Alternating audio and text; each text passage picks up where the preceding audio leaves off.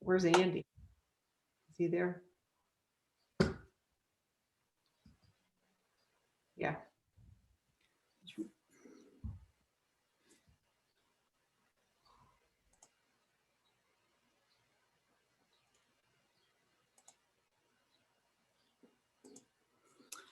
Okay, well, it's not 7 o'clock yet, is it? So, What time is it? It's exactly 7. It's exactly 7. okay, I guess we'll get started. So welcome everyone to the La Plata County 7th Annual Historic Preservation Commission Driving Tour. Typically we do this as an actual driving tour, but we're doing it virtually this year. It's presented by the La Plata County Historic Preservation Commission.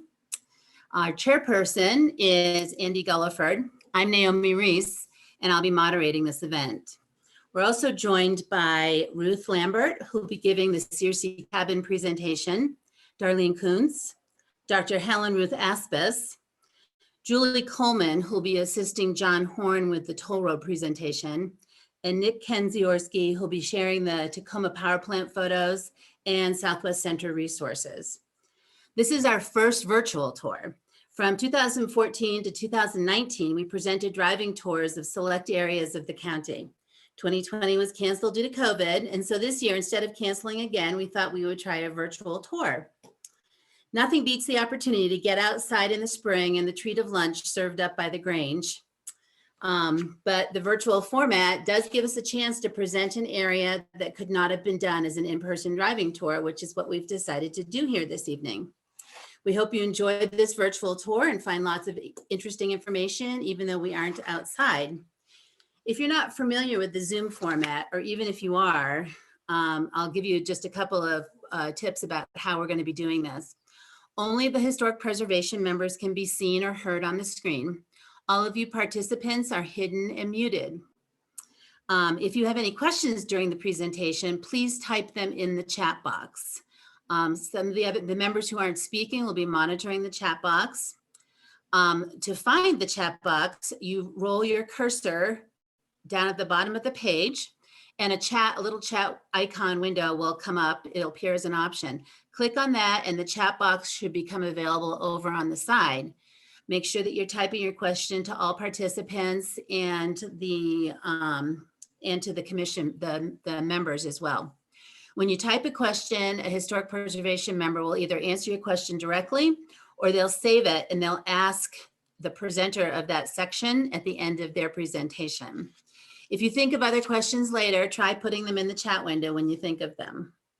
At the very end of our entire session, you'll be given the opportunity to ask questions by raising your hand, which is a different icon on the bottom of the screen. Throughout the session, links for additional information will be posted on the shared screen.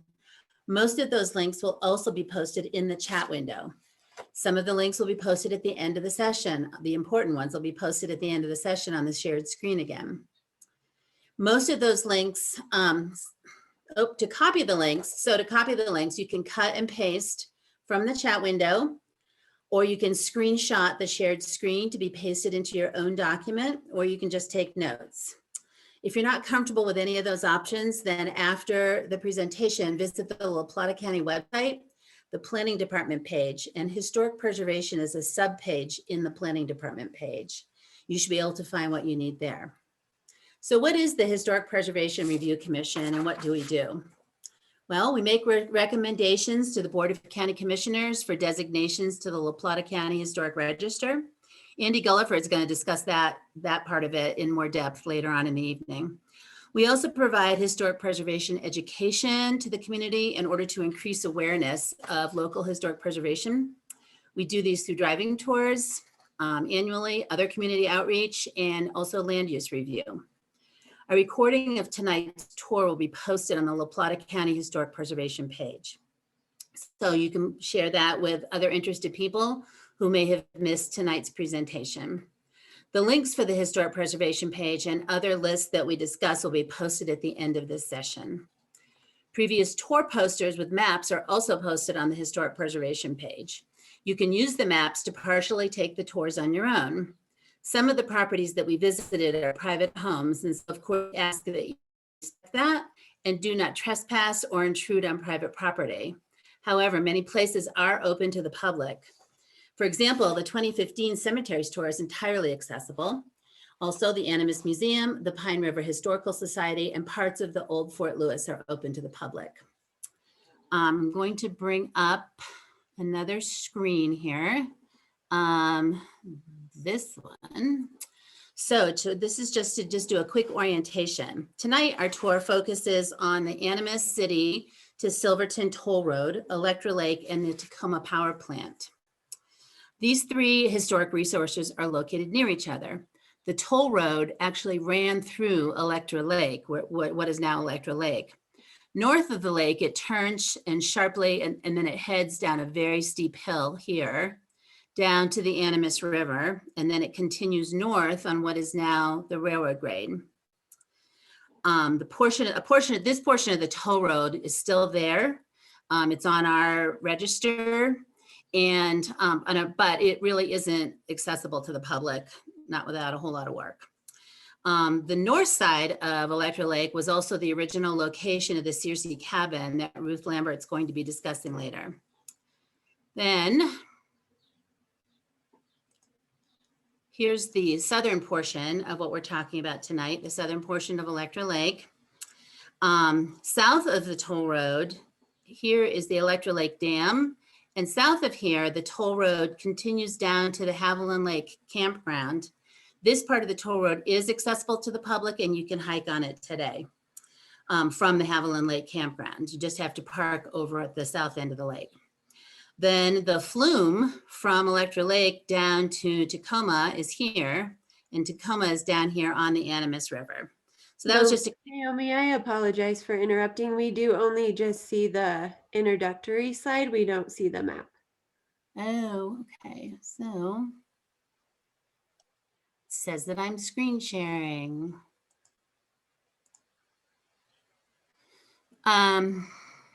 Okay, so let me back up just briefly and I'll show you the north map if you didn't see that. The Animas Canyon Toll Road, Animas to Silverton Toll Road ran through what is now Electra Lake. And it runs down here from the north side of the lake down to the river and then north along what is now the railroad grade. Can you guys see that map? Yes? Okay, good. And also at the north end of the lake is where the Searcy cabin was that Ruth's going to be talking about later. So now, let me go to, sorry, technical difficulties. We're all new at this. So here's the south end of Electra Lake, and here's the dam. From here, the toll road winds through and down the hill to the Haviland Lake campground, which is right about here. And you can access that portion of the toll road and hike on it. You just have to park over here at the south end of the lake. Then the flume comes out of Electra Lake and it heads down here to Tacoma Power Plant, which is down on the river. So that was just a quick orientation. I think Andy's going to show these maps again, or he can ask me to show them again while he's speaking if we want to do that. So at this point, I'm going to turn it over to Andy and let him take it away.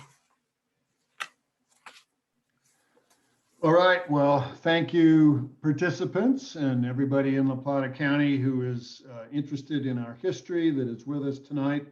Our last actual on the road tour, I think we scored over 200 people, which was a shock. It was in May, and it's, of course, we're in Colorado, so we had snow.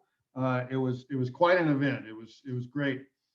But I want to talk about Electra Lake and the Electra Lake Sporting Club.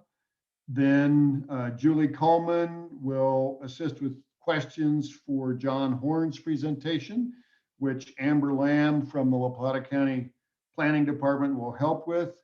Dr. Ruth Lambert will talk about the Searcy cabin on the north end of the lake.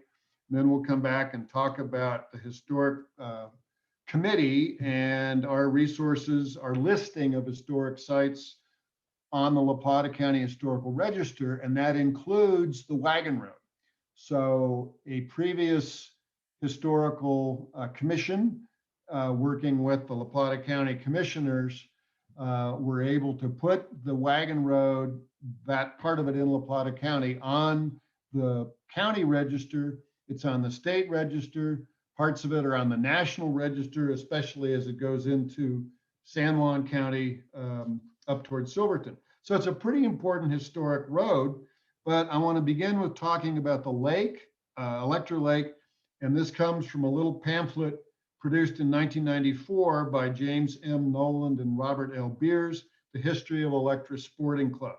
And I was honored to be able to meet Mr. Beers and have some beers with Mr. Beers. And he was quite a guy. It was great to get to know him. Former mayor of Durango and a real supporter for Purgatory.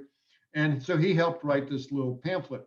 So Electra Lake, if you've been there, it has fabulous views of the Hermosa Cliffs, Spud Mountain, Engineer Mountain to the northwest, the Needle Mountains to the east.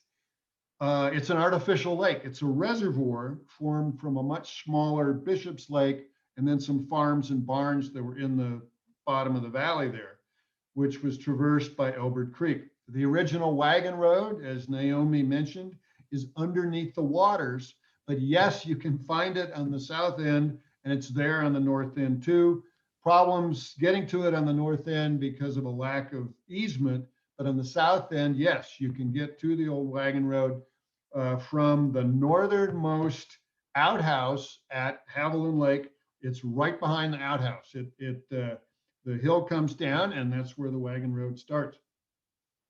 But there was also a sporting club. So not only is there the lake, which is a reservoir for what became quite a hydropower, really very early and very interesting hydropower facility, but the Electra Sporting Club wound up with being private property owners, members with cabins around the lake, yet the lake and its water was owned by the Western Colorado Power Company and is still owned by successor companies to Western Colorado Power.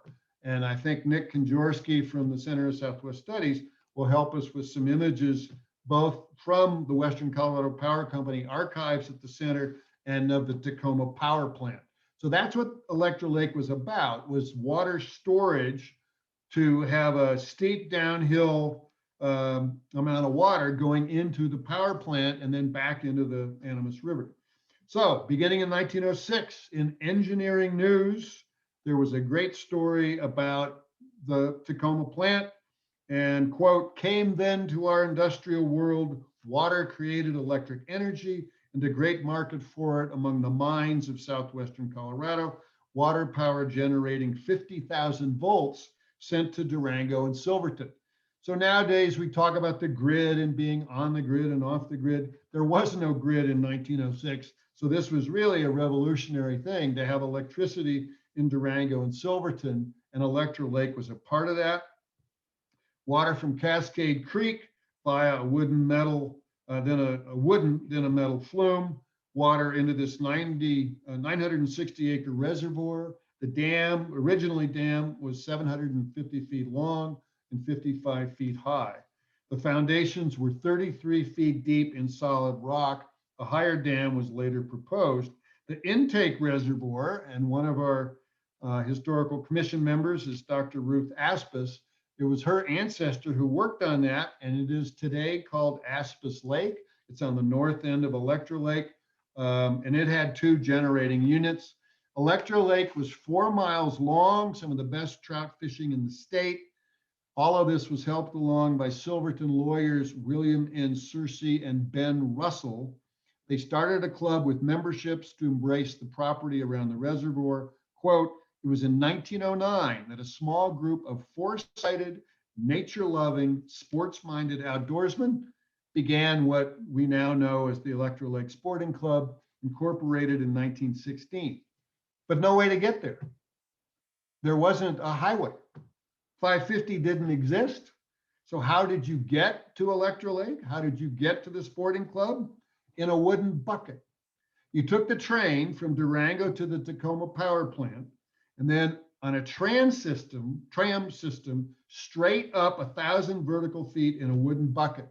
Once you got to the top, then you walked across the flume, which had wooden boards on the top. You walked 1.5 miles to the dam, or if you were adventurous, you could take the old wagon road. So getting to Electra Lake in 1916 was no easy task. The wagon road was described as a, quote, rocky, crater-filled wagon trail. Yet sporting club members began to build summer houses and cabins. And Durango, I would say historically and today, has uppity women. Certainly there's a great history of women's clubs and women's groups in Durango. Well, believe me, they were not happy to visit these summer cabins, which were filled in the winter with mountain rats. And so getting the rats out of your cabin before you moved in the summer was one of your major chores. Judge Will Searcy bought the Stagecoach Depot at the north end and moved it for a house with Japanese labor. And we'll learn more about that from Dr. Lambert. Electra Lake members eventually had to be responsible for their guests and any property, quote, lost, damaged, or destroyed. They had canoes, they had boats, they even had a 20-person motor launch christened the Silverton. They fished, they hunted dove and grouse.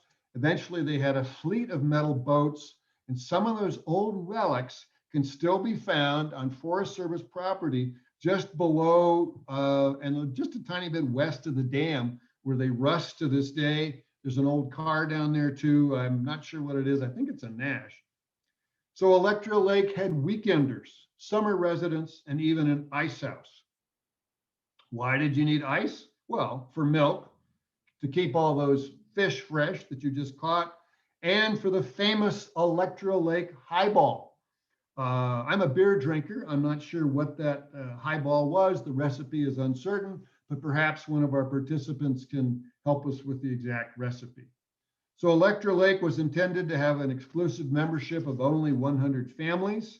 Now there's a long waiting list to own a cabin there, and an ongoing issue for the use of the lake for public fishermen.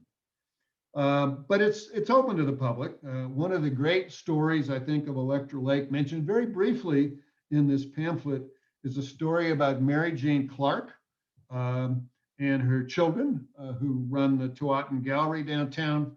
Really great place to look for Navajo rugs and all sorts of Indian baskets and pottery and so forth. Well, Electra Lake was used not only for fishing, but for water skiing. And Mary Jane was out there with her children, and according to the rules of the sporting club, she had to have a spotter, right? So she's driving the motorboat. She needs a spotter to look back in case somebody falls off their water skis. She didn't have a spotter, so she used Tramp, her dog.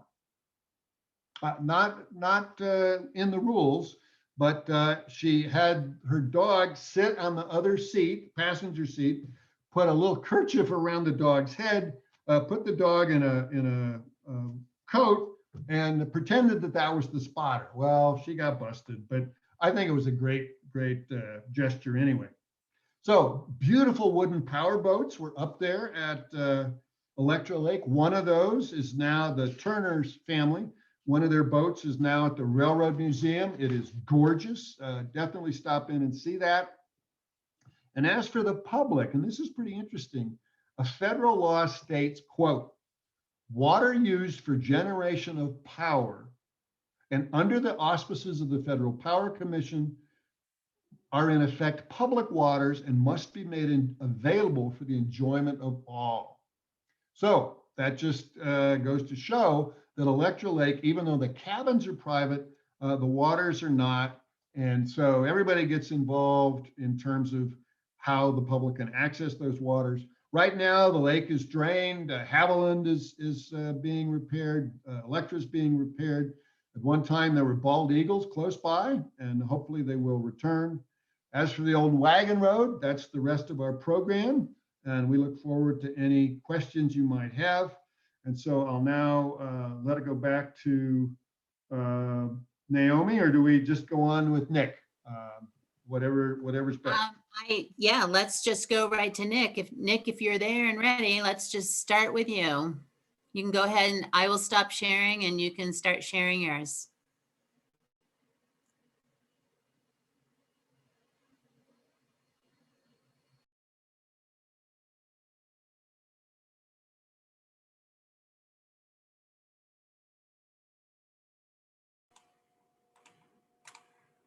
Huh. Sorry, right now it's not letting me. Come on. Huh.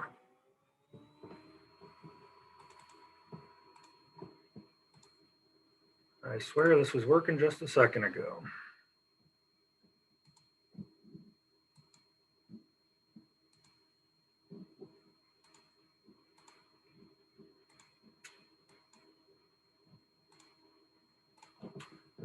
All right. Let me try.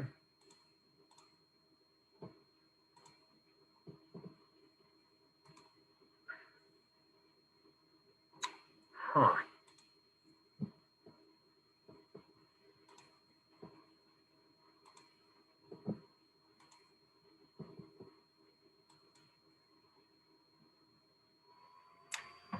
I do not know why it won't go.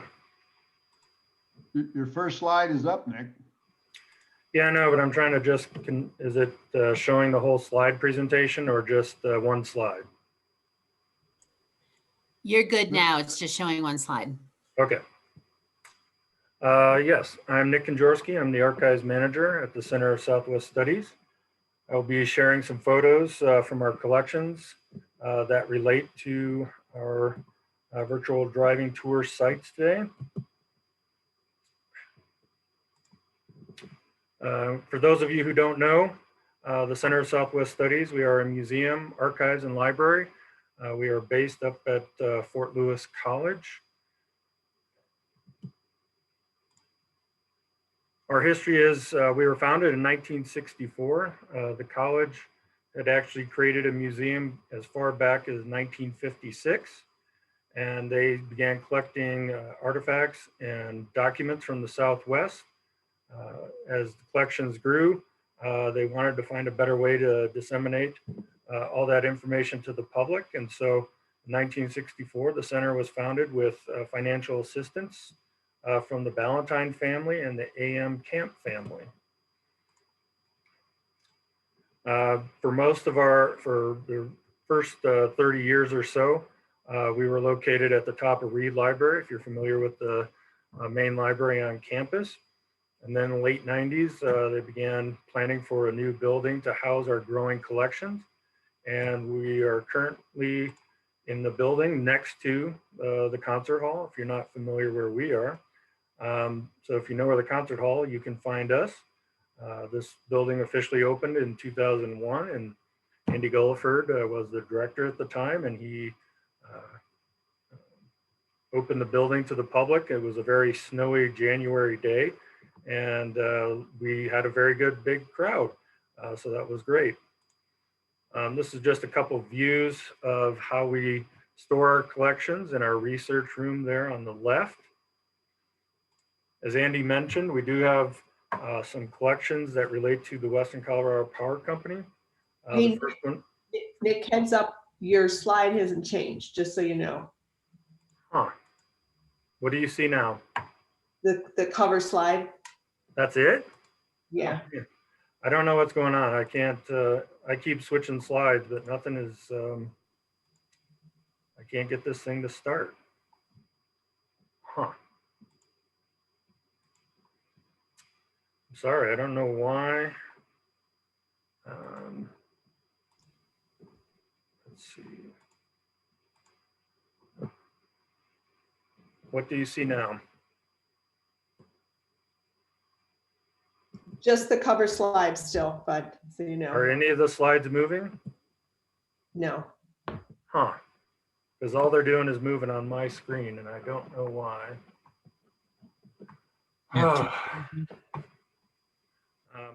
Are you on two screens, Nick?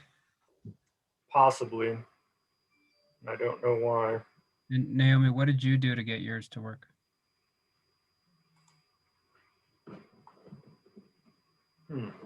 I'm only on one screen. And Nick, what did we, there was something that you had to click. So there Yeah, you I go. don't. Confusing. Pardon me? Yeah, right now I'm seeing a new. Pull out links, There we How go. about that? pull out links. I think we got you. Okay. Are the slides moving now? We Yeah. got it. Okay, geez. Yeah, unfortunately, I'm using my laptop and my regular screen is also open. So, all right. Well, this was the slide that I was at. So these are the two collections. If you can see them, it's collection M002 and collection P009. So collection M002 is our manuscript collection. And I believe Naomi will be pasting those links into the chat box. Yeah, I've Collection- done that. Yeah, collection P009 is our photograph collection. We have probably over 8,000 images from the Western Colorado Power Company. And that's what some of the images you'll be seeing here. So here's a great panorama of Electra Lake. This was circa 1920s. This is going to be looking north toward Engineer Mountain, Potato or Spud Mountain. Here is the clubhouse and the sporting club that Dr. Gulliford had mentioned. Supposedly on the inside, it's supposed to look like an upside down boat. And you can kind of see that from the roof line if you take a look at it. Here's just one of the cabins that was located on Electra Lake. And you can see the Hermosa Cliffs behind you, or behind the cabin. Now these are some postcards from our collection. We do have a collection of over 5,000 postcards in the Nina Heald Weber collection. And these postcards and these images that you're seeing today, you are able to purchase them from the Center of Southwest Studies. We are open by appointment only at this time due to COVID, but you can email me and set up a time, or you can search through our various photo collections that we do have on our website, and you can let me know if there's some that you would like to have. So now we're starting to look at the Tacoma power plant. These are the foundations that were started in the summer of 1905. You can see the Animas River off to the right there. Here's another photograph looking west or east, and you can see probably the manager's house there across the river, and they're almost done laying some of the pipeline that's going to come down from the ridge.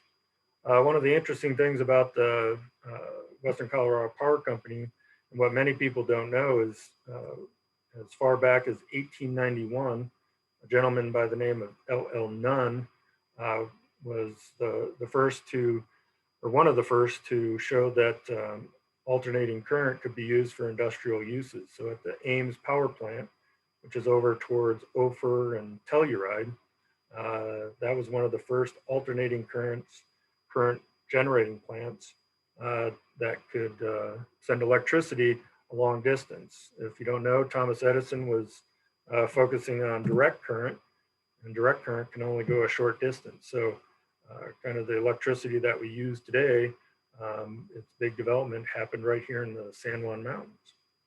This image is looking to the west, and you can see with that low saddle up in the distance, that's where the big pipeline comes down from what's called Four Bay Lake.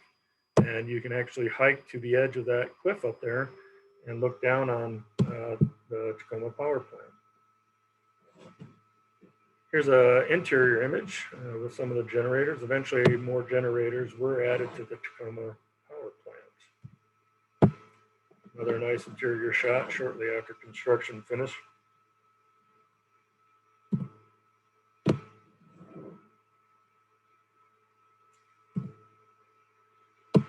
There's some flooding.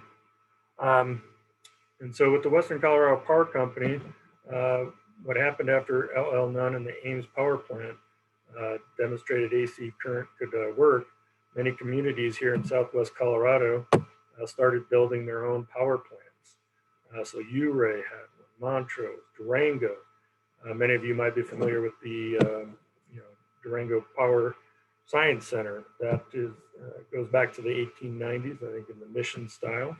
But what happened eventually was that in 1913, the Western Colorado Park Company was formed, and it started to accumulate all these smaller power plants into one company. Now, this image here is not actually from our collection, but it is a plat map that you can find on a site that is called the General Land Office Records.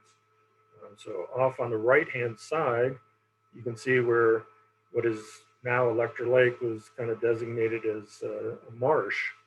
On the left side of the lake, you can see the Rico and Durango Wagon Road.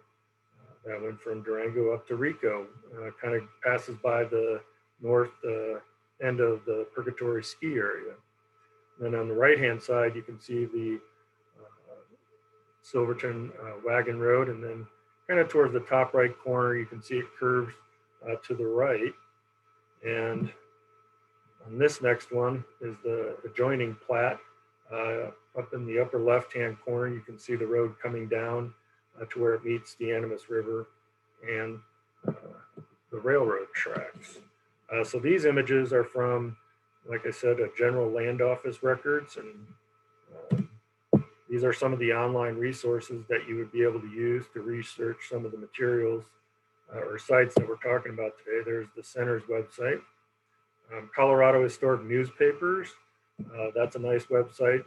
It has many papers from across the state, starting in 1859 up until the 1920s.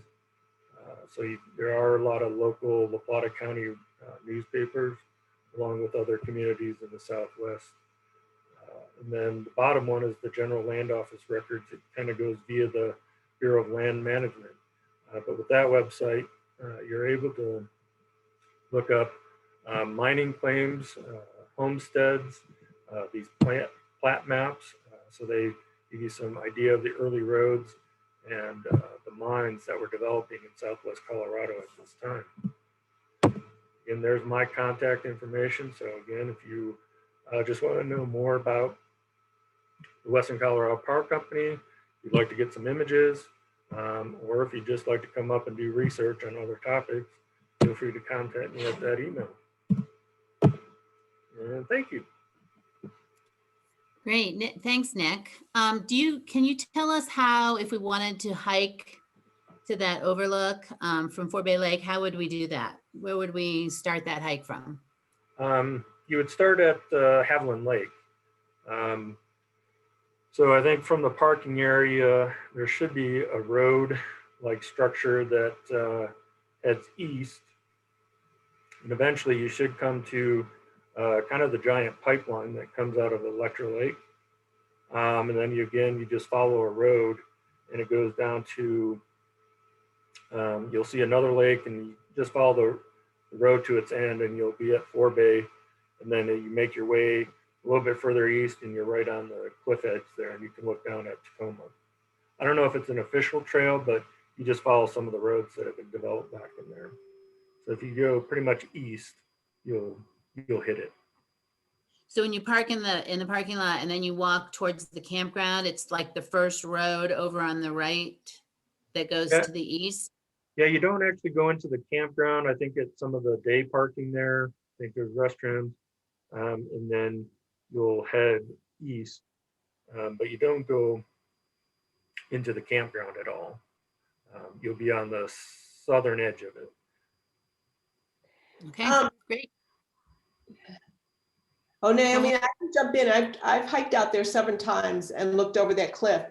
The campground's on the left. If you go to the end of the road, not to the campground road, there's a circle. You park in that circle and there's a trail right there. It's the old road Nick was talking about.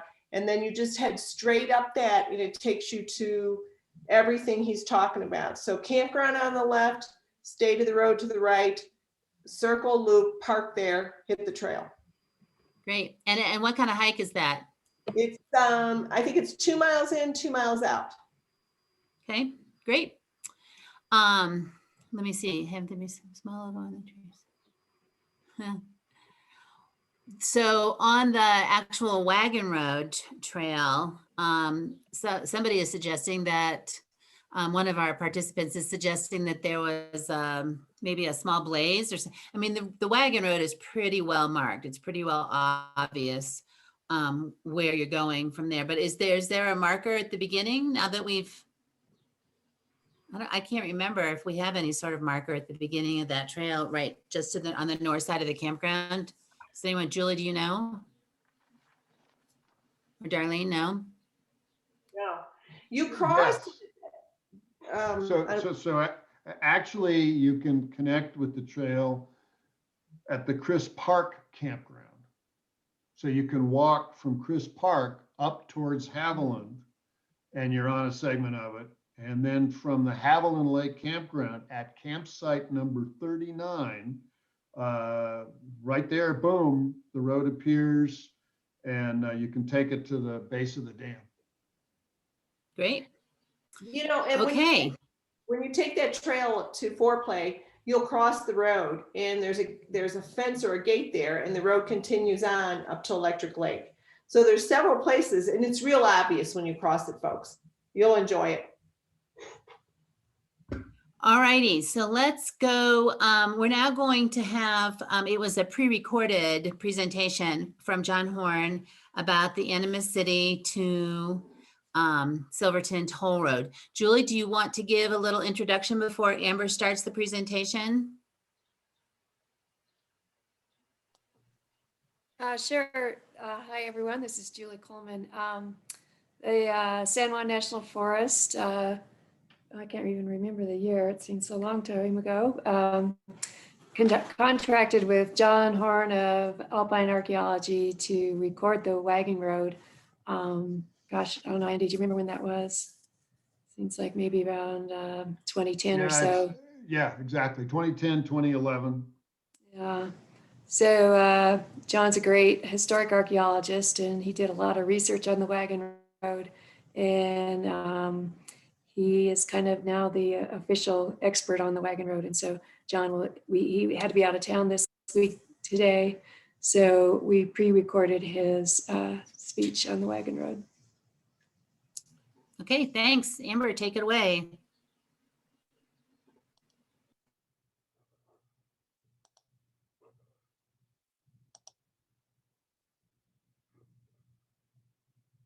Right, I'm John Horn.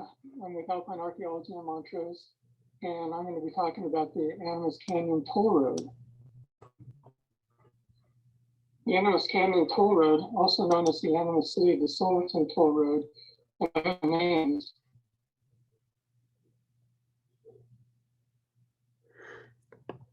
was constructed beginning in 1876 and completed in 1877. It provided a longer and more reliable route between Silverton and the outside world.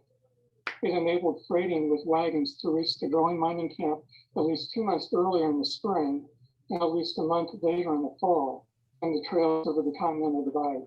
It was often open throughout the winter to sleds. Prior to the advent of the toll road, goods were mostly packed into the Silverton area by mules and donkeys over treacherous trails, mostly from Del Norte by way of the Upper Rio Grande. After its completion in 1877, the Animas Canyon Toll Road was the most frequently used route to Silverton until it was superseded by the Denver and Rio Grande Railroad in 1882. Silverton is in what was known as Baker's Park. Baker's Park was named for Charles Baker, who led a party of miners there in 1860 in search of placer gold. Others followed in 1861, but the returns were meager and not considered worth the effort. The San Juan Mountains were officially a part of the Ute Reservation under the provisions of the 1868 treaty, so it was off limits to non-Indians. Trespassing miners returned to Baker's Park in 1870 and discovered rich silver deposits. By 1872, so many miners had arrived in Baker's Park that the Utes demanded that the treaty rights be observed and wanted the miners removed. Instead,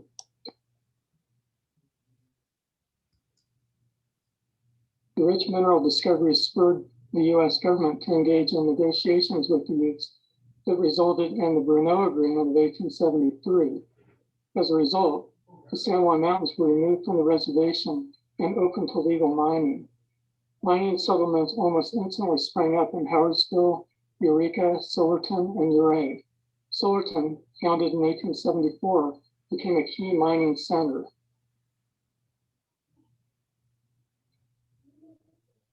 Goods were initially packed in, but industrial development required freighting from railheads at Colorado Springs, Canyon City, and Pueblo. Wagon roads made Saguache and Del Norte supply centers for the San Juan mines and jumping off points for miners. Del Norte was particularly important for supplying Silverton. Wagon roads began to be developed that bypassed the high passes of the San Juan Mountains by going south through the San Luis Valley, then westward through New Mexico, and northward up the Animas River to the new settlement of Animas City in 1875. Animas City supplied miners in the La Plata Mountains, but was also a gateway to Silverton and the San Juans by terrible and dangerous pack trails.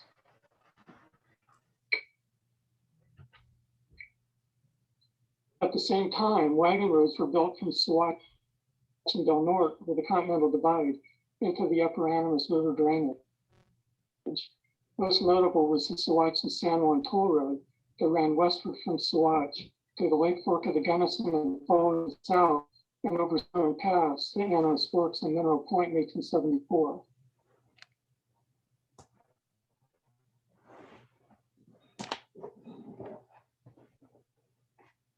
Lake City sprang up along its route in 1875 and became a new mining town and key supply point for the upper Animas River.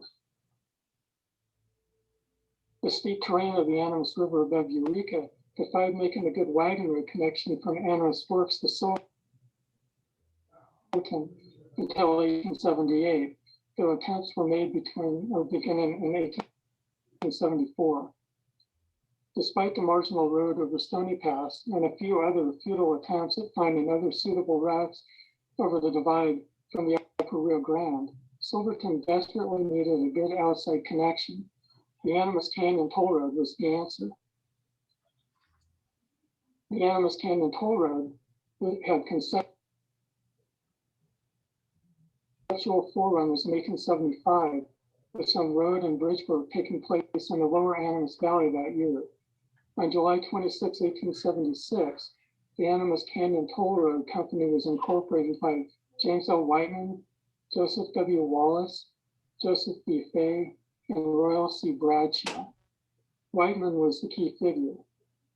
He had been among the first prospectors to discover gold in the Summitville mining district on the upper Alamosa River and made a fortune selling his share of the Little Annie mine for $60,000. He used half of his fortune to finance the Animas Canyon Toll Road. Wallace had arrived in Baker's Park in 1873 and successfully mined in Arastra Gulch. He was the owner of the Thomas More mine near Eureka, and Bradshaw seems to have been an investor. Whiteman's son-in-law, George B. Warner, was the secretary of the company. Work began on the 32.5-mile long toll road in October 1876, and 8 to 15 miles were reported to have been completed by November. Work resumed in March 1877, and some traffic made its way over the route by August. A military reconnaissance of the San Juans led by Lieutenant C.A.H. McCauley passed over the route that September. Animas River, a mile or so below Silverton. Now, McCauley wrote a detailed description of the road, describing bridges across the Animas River a mile or so below Silverton in the Elk Park. Grades in the river and on steep side slopes, and its climb out of the canyon beginning at a bridge over Cascade Creek and up Cascade Hill to present Electra Lake. The toll road was fully functioning in 1878. In 1879, the Lime Creek burn did substantial damage by destroying bridges and set the stage for erosion and mudslides requiring $1,500 to $2,000 in repairs, more than $35,000 today. The Denver and Rio Grande completed their line from Alamosa through Antonito and Pagosa Springs to their new town of Durango, just south of Animas City in 1881. They extended the line to Silverton the next year. Because the route down Cascade Hill was so steep, the railroad turned into the Animas Canyon at Rockwood, bypassing the section of wagon road past Haviland Lake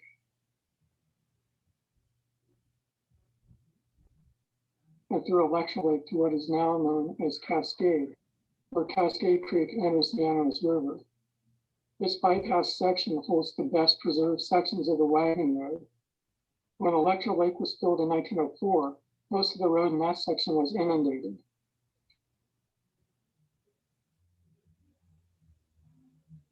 The first formal recording of the Animas Canyon Toll Road was done in 1982 by San Juan National Forest archaeologist Bob York in anticipation of a land exchange with Tamarron Resort, now known as the Glacier Club. At the time, the remains of a log cabin were noted along the route to the right of the top photo. As mitigation for the land exchange, he asked that the cabin be archaeologically investigated. Nickens and Associates of Montrose got the contract to do the work in 1984. I was looking for a job at the time, and Paul Nickens hired me to work for him, prompting my move from Oregon to Colorado. He teamed me up with Gary Matlock, and we worked together on the excavation. That was the beginning of the long association I've had with the wagon road. We exposed much of the cabin and recovered numerous artifacts.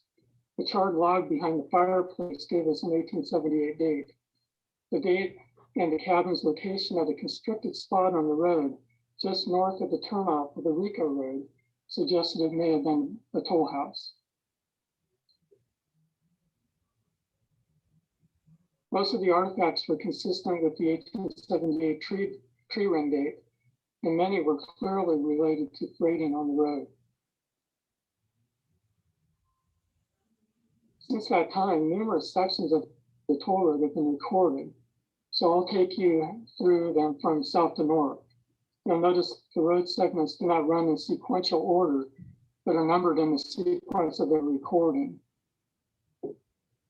The southernmost documented segment of the road is 5LP 1258.5. It is about a half-mile long, beginning on the Animas River at Baker's Bridge, and runs north along Elbert Creek. This was recorded by Steve Fuller of La Plata Archaeological Consultants in 2007 on the Painter Ranch. Retaining walls and a few sections of the road still used for automobile travel were found.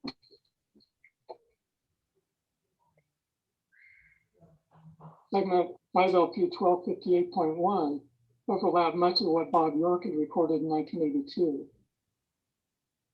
It was recorded by Steve Fuller in 2002 for an expansion of the golf course at Tamarron Resort. Some very nice sections of the road were still present at that time. Segment 5LP 1258.2 is a shortened version of a long segment recorded by the Forest Service in 2003.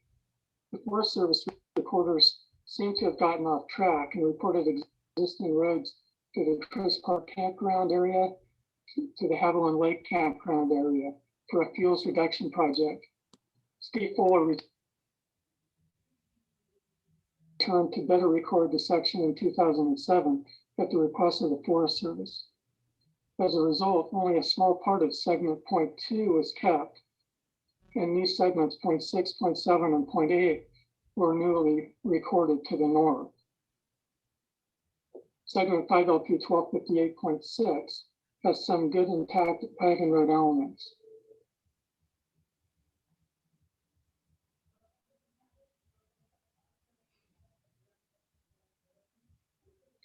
Segment 5LP 1258.7 has seen continued use by automobiles.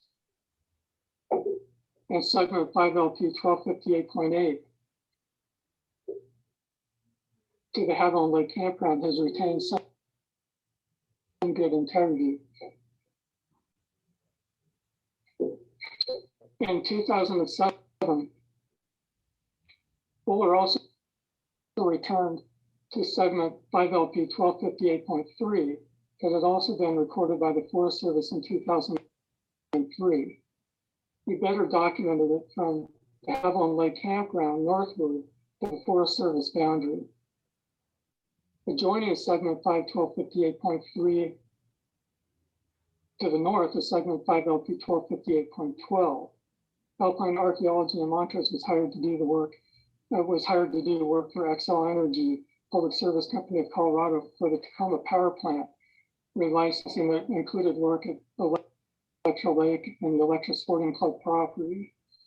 As part of that, I recorded the section of road from the Forest Service boundary, the terminal dam at Electra Lake in 2013. This is on private land, so it's not accessible to the general public, but it is also mostly very intact. Electra Lake covered about 3 miles of the wagon road when it filled in 1904. While doing the Electra Lake shoreline survey for the Tacoma Power Plant project in 2006, Alpine found a section of the road on high ground on the northeastern side of the lake that was in pretty good condition. What is now the northern end of Electra Lake at the top of Cascade Hill is where the Cascade House, also known as the Sam Smith Cabin, was situated. It served as a way station along the toll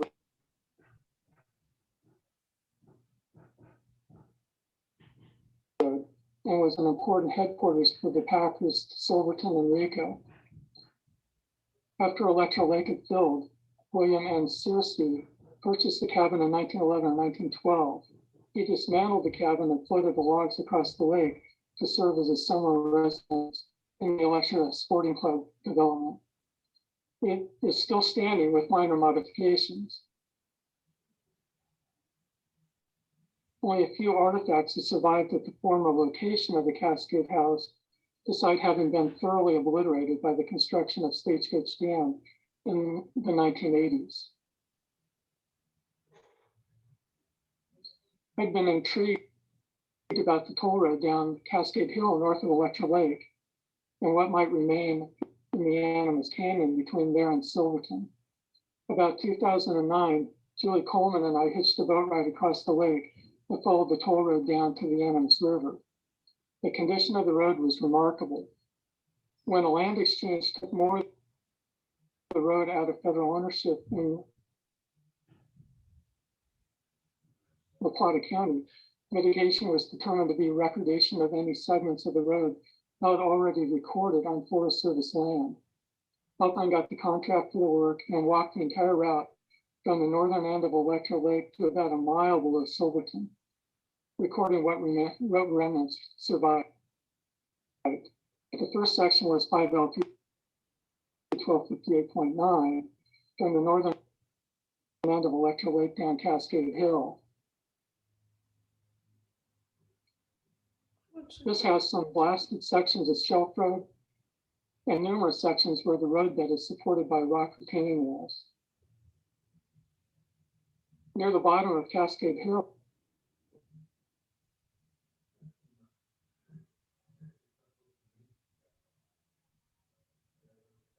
just above the Animas River floodplain, there's another short section of road that has survived, 5LP 1258.10. Just beyond Cascade Creek, segment 5LP 1258.11 is a good section of graded road that is visible until covered with talus. From here on, only short sections of the road could be found. The narrowness of the canyon probably made it impossible to build the railroad without taking the course of the wagon road. Erosion and vegetation growth has probably also obscured much of what remained of the toll road. Only where the canyon widened in places where the road climbed hills away from the railroad grade, where sections have been found. This grade marker was probably placed by the San Juan County Historical Society. The Snyders ran a hotel where 10 Mile Creek joined the Animas River from 1880 to 1882. No sign of it was found. A few other developments were served by the wagon road and railroad. In the central portion of the canyon, most were associated with mining in the Needle Mountains.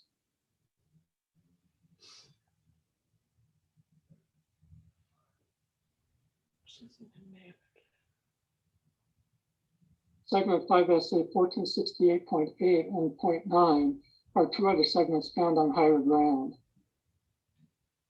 Segment 5SA 1466.10 was the road grade leading to the bridge crossing into Elk Park, near where the railroad also crosses.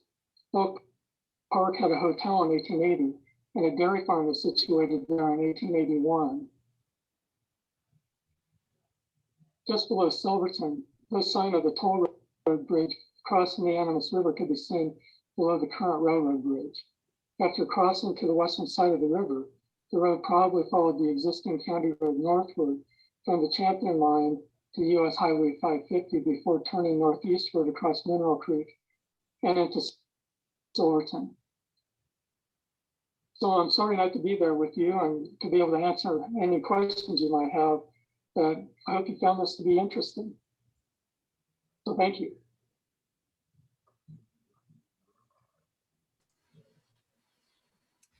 Well, that was great. Sorry that it was cutting in and out.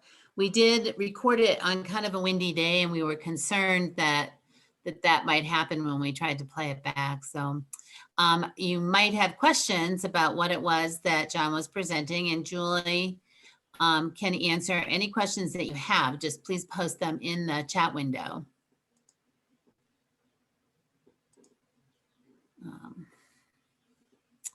So I'm not seeing any questions. If you think of them, go ahead and type them, and Julie can answer after our next presentation too. Also, here are some questions, Julie. So who did the labor? Were they Chinese immigrants, miners, or hired hands? Who built the road?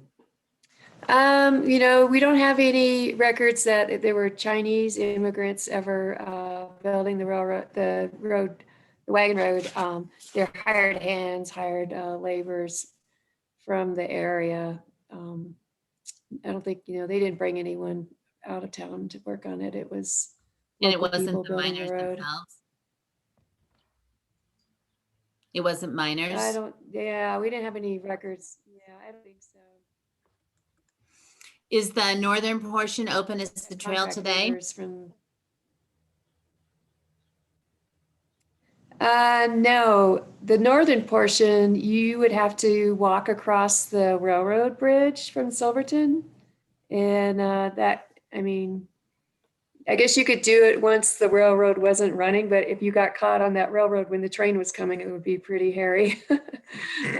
So if you walked across the bridge, you know, when the railroad wasn't there, I guess you could walk along portions of the railroad grade. All that portion at the north end of the wagon road has been obliterated by the railroad.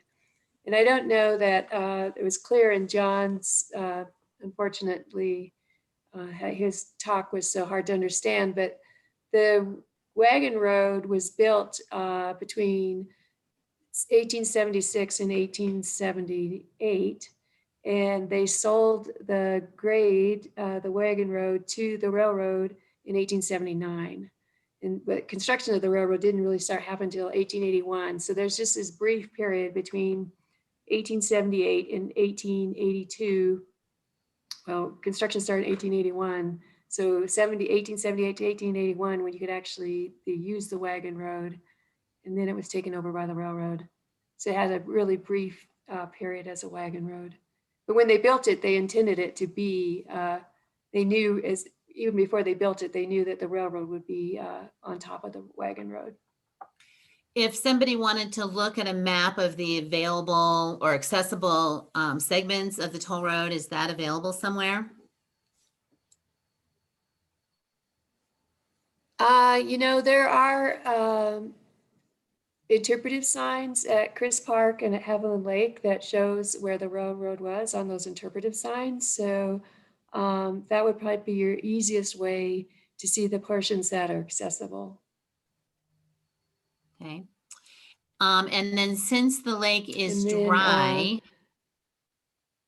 Since you the reading lake that? is Are you reading the dry, chat? it's exposed foundation rocks on the north end of Electra.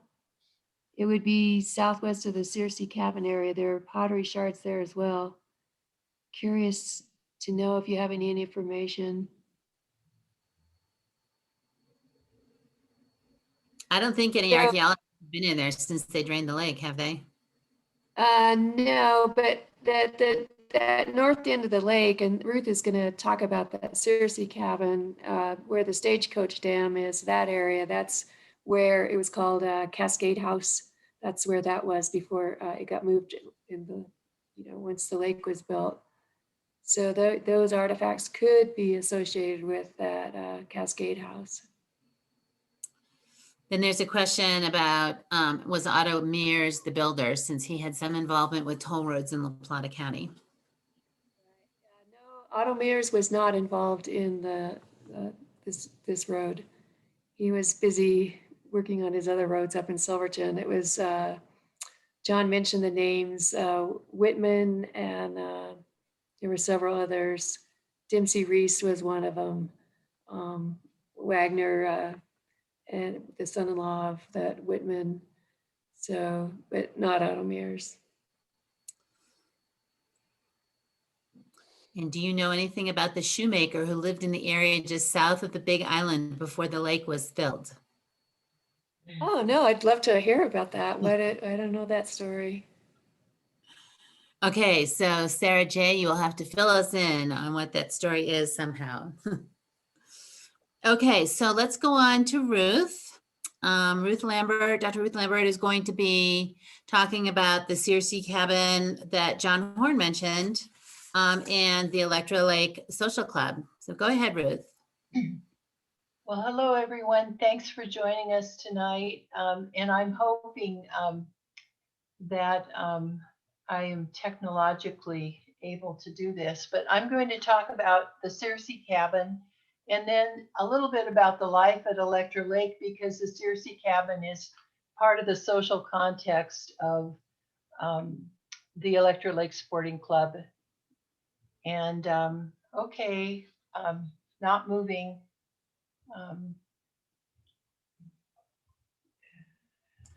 The slides It might be the same problem that Nick was having, that you have to share your screen instead of sharing the PowerPoint. Okay. It says you are screen sharing. Up at the top, and then did you hit new share?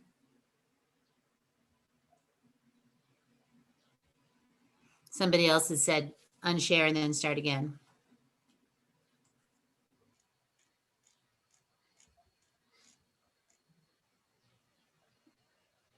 Sorry, guys, we're all new at this. We know how to drive around and talk in person. I'm sorry, nothing's happening. It says you are screen sharing at the top. Stop share. Well, we did see your cover page. It was just if you wanted to go to the next slide that.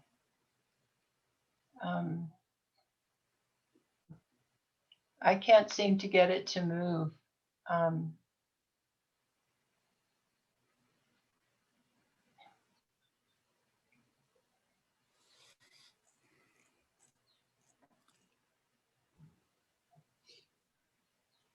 Hey, Nick, any ideas for Ruth?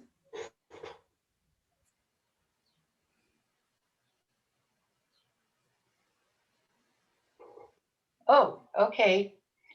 Oh, well, thanks for bearing with me. This is we'll start out, and this is the topo map, the current topo map, showing Electra Lake, and then here's the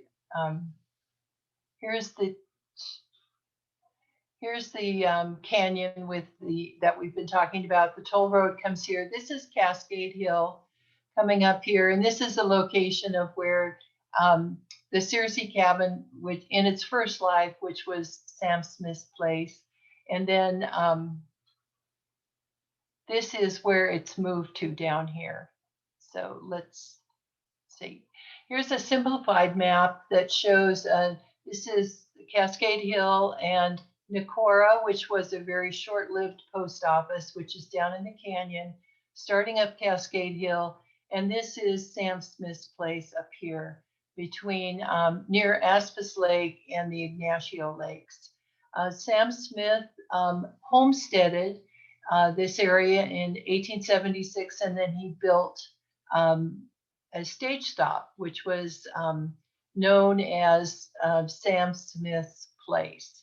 And here is a photo of it in its original location. It's a story and a half. It's a full log hewn building. It has a lean-to in the back, a front porch. And this was the stage stop. And this is the area back in here where Aspis Lake would be. In the cabin's history, just some quick points.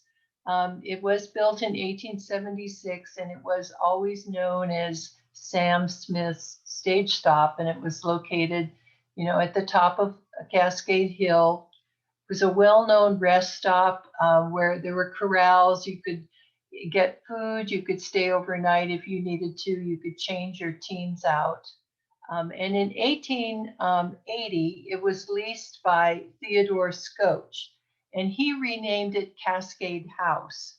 And he had the information I was able to find, Sam Smith still owned it, but Scotch leased it from him. And it was less well used after 1882, when the railroad made it all the way to Silverton in the summer of 82.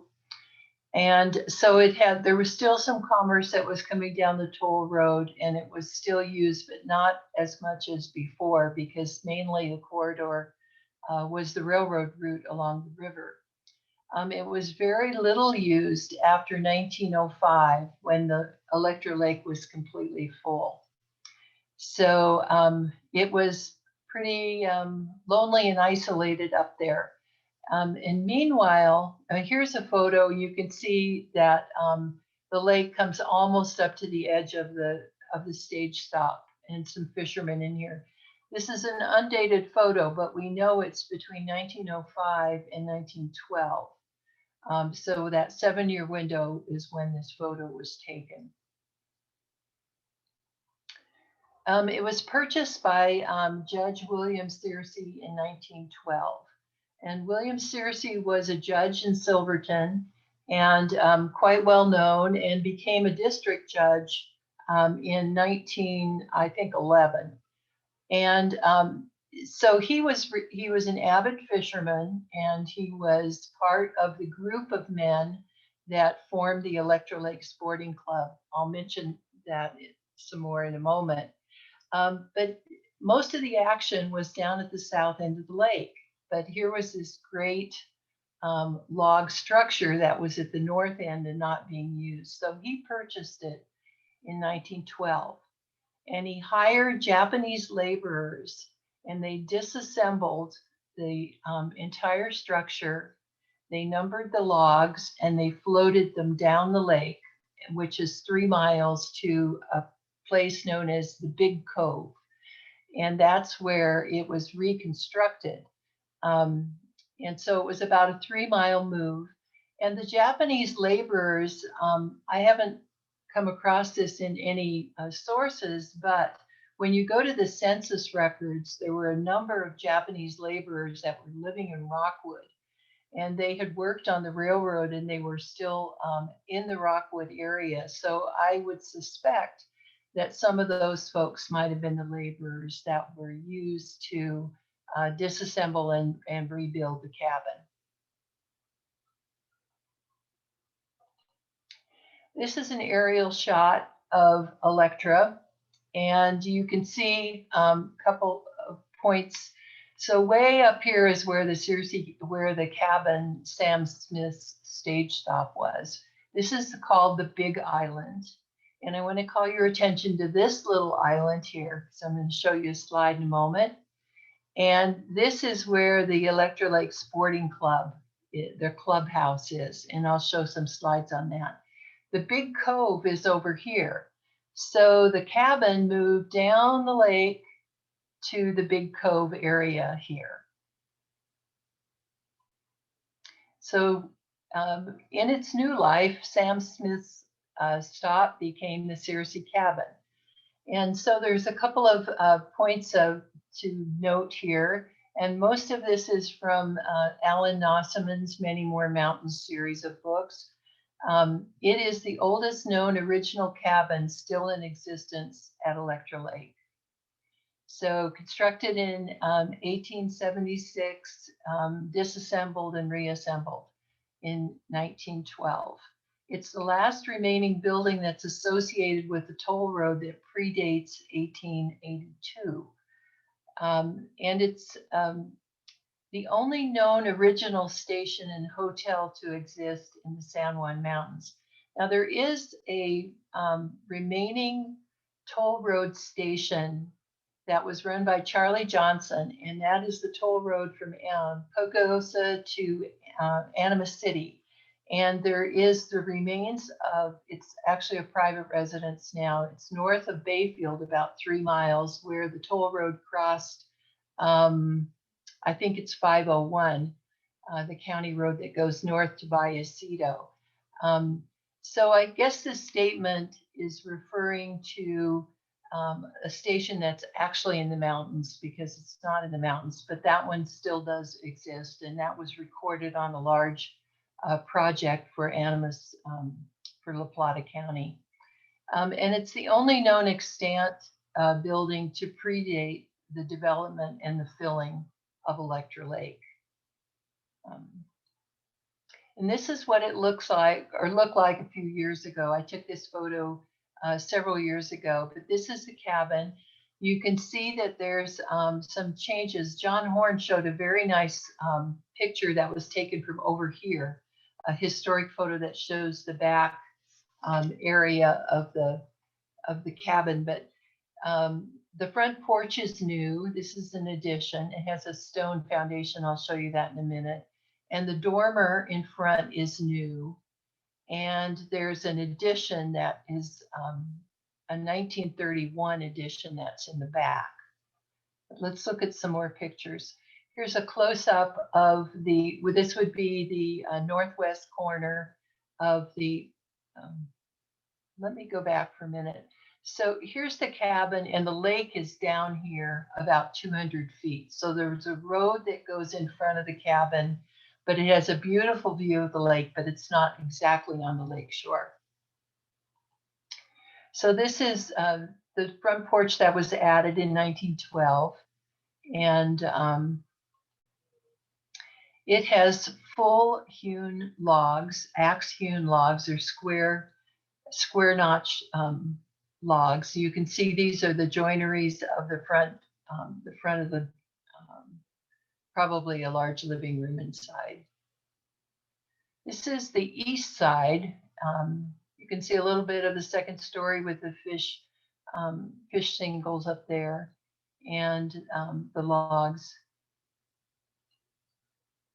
This is a close-up of some of the axe-hewn work on the logs. And these are some of the Japanese characters and numbers that were used to number the logs and then reassemble them. And I have trouble making some of this out, but there's a lot of characters in here, and I don't really understand Japanese symbols. But and this is on the west side of the building. So the changes, as I mentioned, a front porch was added, the dormer, and there was some window replacement, and there is a metal roof that was added sometime in the past. The roof is, of course, much later than the other additions. So what was the context that the Searcy cabin and its life at the south end of Electra Lake? As Dr. Gulliver mentioned, the Electra Lake Sporting Club was established in 1910 and it had 74 charter members. Whoops. And Judge Searcy was one of them. And there were several notable local people, bankers, etc., that were part of the charter members. It was formed for the purposes of recreation. And here's a picture of Judge Searcy with a big fish. And I think it's propped up by a post because its tail is down here, but it's a big fish no matter how you look at it. And this is the dapper fisherman, Judge William Searcy. And so life on the lake was recreation, and this is the Silverton launch. And it went out on Sunday afternoons and took women and children and putted around the lake so that people could enjoy the lake. Not sure what happened to the boat. It would be really interesting if that is still around somewhere or if it's wrecked somewhere in the woods. Oh, one other thing. This is the corner of the clubhouse, and we'll talk about that in just a moment. And I mentioned that little island, and this is some kind of a dramatic presentation or performance that was going on for entertainment, dancers on that little island. This was taken by Dr. Oshner, who was a well-known doctor in Durango and quite a good photographer. And I'll tell you about the photo credits at the end. One of the cabins, while Judge Searcy was thinking about moving purchasing the cabin and moving it down, A.P. Root, who was an early miner in the associated with John Moss, and he was out at Parrot City. This was a cabin, and it was one of the very first ones, 1910. It was originally log, and it's covered by board and batten. And I took these photographs and recorded this some years ago for the county's project. This is the evidence of a boathouse. It's right on the lake. It's absolutely beautiful. There's a boathouse over here and a boathouse here. And this is one of the earliest cabins. So I already mentioned that. Andy mentioned the ice house, and this is a photo of the ice house that was constructed. This is probably teens or 20s, and they would cut blocks of ice. The caretaker would cut blocks of ice, load them in, put them in the ice house, and then people would come free of charge. Members would come free of charge and take ice. It was a double-walled, sawdust insulated building. And it was near the powerhouse residence, which I'll show you that location in a moment. So this was the ice house that kept their fish cold, as Andy said, and probably accommodated their drinks. This is the Electra Lake Clubhouse, and it was built in 1929. And the photo of the launch was taken from over on this side. So it's stone and has some tin covered areas. And it's in an absolute beautiful setting, little rock island. And this is a walkway you can go out to. And this is was taken about, I think about 10 years ago in the fall. And it was built, as I said, in 1929. And the architect that was hired by the sporting club was Eugene Groves. And Eugene Groves was from Denver and very well known. And he was well known for his innovative work with concrete, both cast concrete and concrete block. So he was commissioned to build this, and he did it for a total cost of $9,280. There were some additions that were done in 1960. In the 50s, the Electra Lake Sporting Club had a commissary and a cafe, which was east of the dam. And the commissary was kind of like a store, and it burned. And when it burned, they decided to move the cafe and the commissary into the clubhouse. And to do that, they made some minor additions, and that was in 1960. And as Nick mentioned, it is inside. It is an upside down boat. And this is a pretty fabulous ceiling with all these metal stringers. And this is the main restaurant. And this year it's not open, but under normal circumstances, you can call and make a reservation and you can eat there. And I've done that, and the food was wonderful. And it's right on the lake. This is the Electra Lake Power Company house. And it is on the east end of the dam. And this was built in 1940. The original house was about this big, and it was for the caretaker and the powerhouse personnel, the engineer. There was an addition made on this end when it became a member's residence, and an addition on the other end. But this was the original front of it, and this is the west facing. This happens to be a north view. The road is coming here. The dam is sort of behind the photographer. And the other addition is kind of a porch and a small room here. But you can see the foundation. Now, it was built over here that unfortunately I didn't include a picture of that. But that is a garage built in the 1990s, and it was built on the location of a 1910 bunkhouse.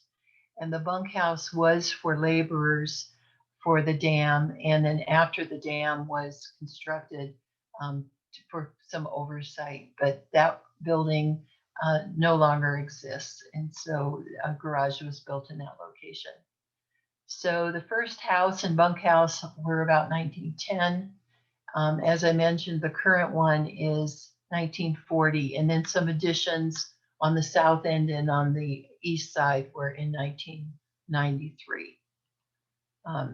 So I'm just going to conclude by noting the photo credits here are from James Nolan and Robert Beers's small book, and then also from Alan Nosselman's Volume 2, Many More Mountains.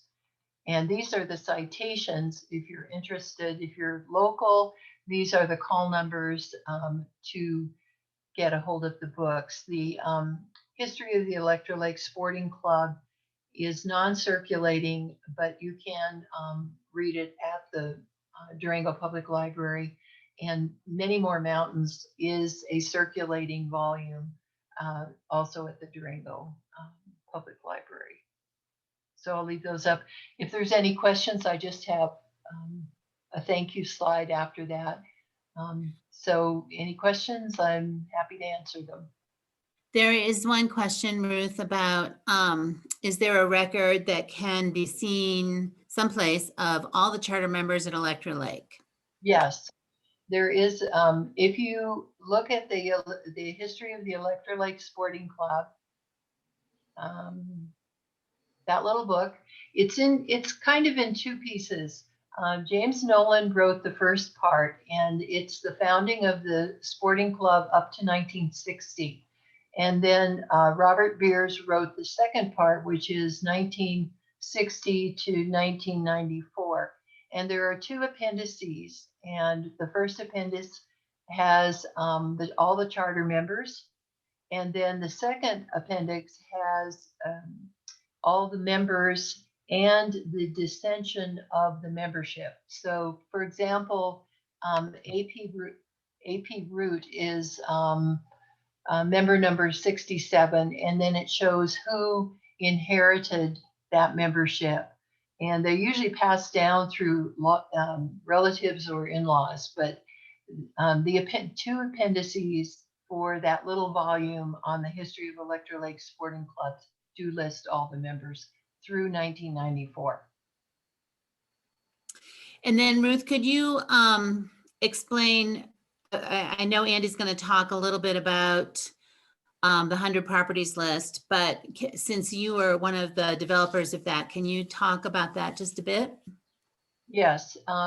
So for that project, La Plata County received a large grant from the State Historic Fund to develop a context of the themes of the history of La Plata County, and then to record 100 sites that were examples and representative of those themes of history. And so I was fortunate to be able to work on that. And 4 of the 100 properties are located at Electra Lake, and it was under the theme of recreation. And the 4 properties are the Searcy Cabin, the Sporting Club that I showed you that picture, the Powerhouse, and the AP Root Cabin. So those 4 are included in that roster of sites that were recorded. And I mentioned the stage stop north of Bayfield, and that was also a recorded property in that project, and that was under the theme of transportation because of the toll road. So, and I believe that the county, if you go to the county website in their pages on historic preservation, I think you can find more information there. And the library. Yes, I'll put up the link at the end of the presentation this evening for that.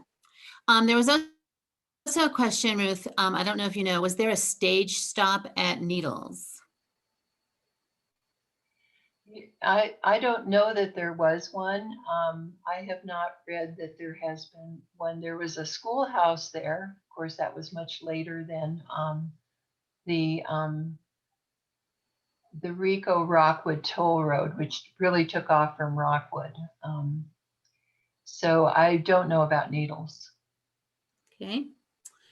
And then I was going to, somebody did mention that Dr. Oshner's photo was a May Day celebration, and I was reminded that the Animas Museum in North Durango has an enormous collection of Dr. Oshner's photos. And so if anyone's interested in seeing more, just contact the museum and they can help you with that. Yes, and the photo that I showed of Dr. Oshner's is included in the History of the Electra Lake Sporting Club little book. Okay. And you said you had one more slide, Ruth? Oh. I do. That's it. Oh, great. Yes. Thank you for your interest in La Plata County history.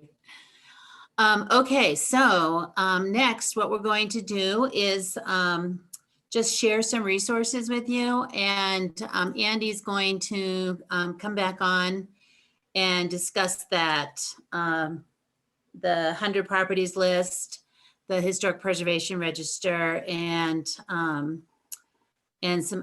talk about how to list a property with the La Plata County Historic Register. And I will put up the links, Andy, or did you want to do that?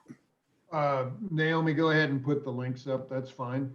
Okay. And we've had a very successful night, so I'm going to keep this brief. But our goal and part of our mission from the La Plata County Commissioners is to identify and list historic properties on the county register. So every county in the state of Colorado, not all of them have historic registers, but probably 2/3 of them do. And we do here in La Plata County. It's been a resolution voted on over a decade ago by the county commissioners. And what's important is that it's the first step in a national register listing. So some properties may be eligible at the county level with more historical integrity. They may be listable at the state level. And then there's the national level. So that's the National Register of Historic Places that came about because of the 1966 National Historic Preservation Act. So we're the first step in that process, but many ranchers and property owners are perfectly happy to have their history documented at the county level, and we're certainly glad to list those properties. They are on the county website. So that's our main goal, in addition to education, is to list sites on the county register following rules that come from the state and come from all the way down from the national register. So it's a pretty simple process. Dr. Lambert is familiar with it. Julie has done superb nominations for all the forests she's worked on and has saved some pretty interesting buildings over the years. So it's a great process. And we've got the school districts involved. We have private property owners involved. And it's really important. So Durango has a great historic preservation community, but we represent the county. And so it's important that so much that happens sometimes is Durango centric. And I think it's really significant that the county register looks at different histories, different farms and ranches, different properties. And we'd love for any tips or any private property owners to come to us and say, hey, we'd like to talk to you about potentially listing your property. We will assist any property owner that is interested in talking about listing their property. We'll help them with the forms. The forms are pretty user-friendly. We've worked on that. And just contact us through the La Plata County Planning Department. Okay. I think that's everything, and we have shared the resources here. Again, this recording.